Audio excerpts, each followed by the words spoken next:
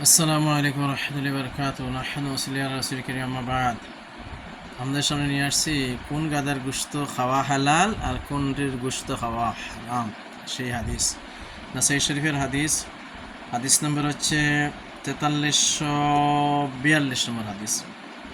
أخبرنا عمرو بن عثمان عن بقية قال حدثنا الزبيدي عن الزهري عن أبي إدريس الخولاني عن أبي ثعلبة الخشاني رضي الله عنهم أن رسول الله صلى الله عليه وسلم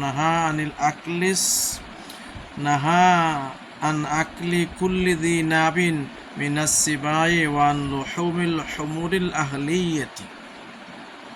নবী সাল্লাল্লাহু আলাইহি সাল্লাম হযরত আবু সালাবা খুশানির থেকে বর্ণিত যে রাসূলুল্লাহ সাল্লাল্লাহু আলাইহি সাল্লাম হিংস্র দাঁতালু জন্তু খেতে নিষেধ করেছেন এবং গৃহপালিত গাদার গোশত খেতে নিষেধ করেছেন।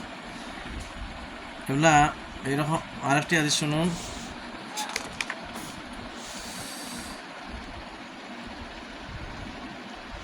নাসাই শরীফের হাদিস, হাদিস নম্বর হচ্ছে 4345 নম্বর হাদিস।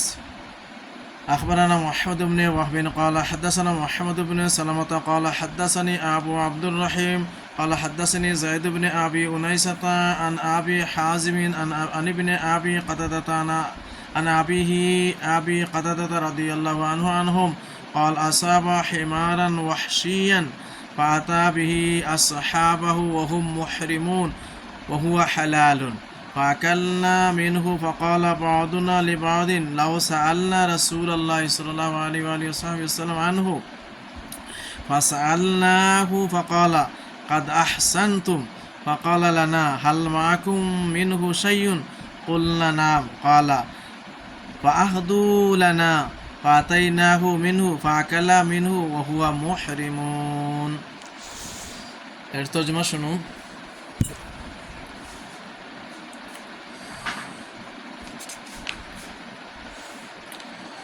হযরত কাতাদা রাদিয়াল্লাহু তাআলা আনহু থেকে বর্ণিত, তিনি বলেন, তিনি একটি বন্য গাধা শিকার করে তার সাথীদের নিকট নিয়ে আসেন।